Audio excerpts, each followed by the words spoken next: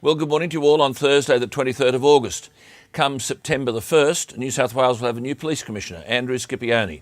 No problem about the bloke. He's a good fellow, more academic than police active. I'm not too sure how many angry people he's had to confront in his police career, but he's about to find out, I think. For the last 24 hours, I've been trying to speak to him about whether or not we're going to cave in to protesters and allow them to march in the Apec week, September 7 and 8, just because they decided they are the days on which they want to protest. The process in this is both straightforward and unacceptable. Basically, protesters just have to give 7 days or more notice to the police commissioner of their intention to, in the words of the legislation, hold a public assembly, and that's it. You're not allowed in this precinct, but they will be.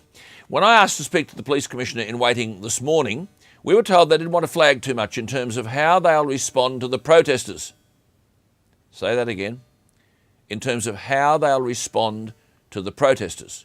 So in Andrew Scipione's first assignment, has he already caved in? Why should the protesters be given approval to march or assemble just because they want to?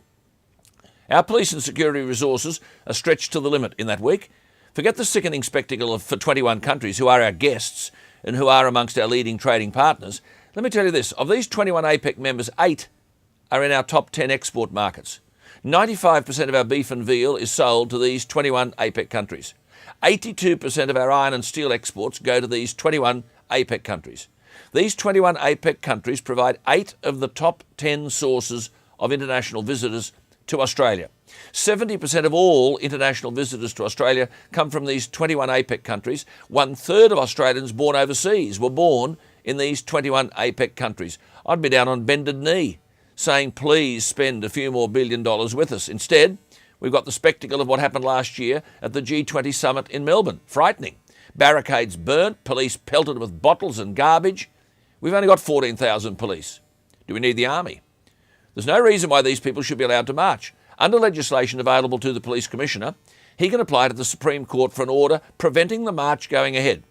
Now that itself is a nonsense, a whole heap of rigmarole that the government doesn't decide, the Lord Mayor doesn't decide. The legislation assumes that protesters can march just by giving 7 days notice unless the commissioner goes to the courts. Well, when the police are saying they don't want to flag too much in terms of how they'll respond to the protesters, does that mean we'll be taking the pigeon-livered approach and saying, oh, well, you want to march, we'll let you march, thousands of you? School kids co-opted out of high schools. One outfit's already visited 20 Sydney public and private high schools to recruit students. Where does the national interest sit here? Where are the views of the rest of the community represented in what the Commissioner in waiting is going to do? How about listening to the law abiders, not the law breakers? And they'll say emphatically, let this lot march. Tell them they'd be welcome on the 20th and the 21st of November. Tell them they can't be trusted to behave in Apec week. Tell them our police and security services are not going to be made frontline fodder for their violence. Make an application to the Supreme Court to argue that case. And if there's a $600,000 water cannon which we've purchased, use it. If it can knock protesters off their feet, if they defy the law in numbers, use it.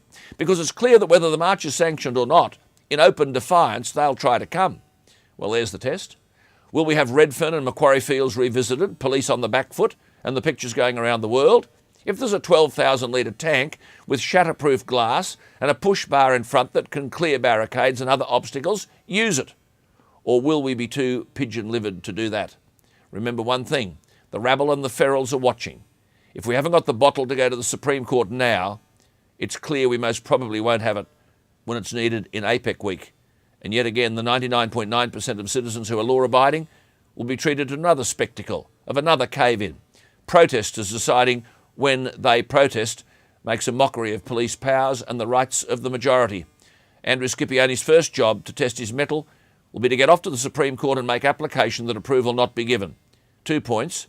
1, the police commissioner is not the government. These powers should belong to the government. And 2, if the police are the ones charged with doing the job, they should have the power to determine approval or otherwise, not be racing off to be repudiated by a court decision. The process is confused. Imagine what the consequences will be like. I'm Alan Jones.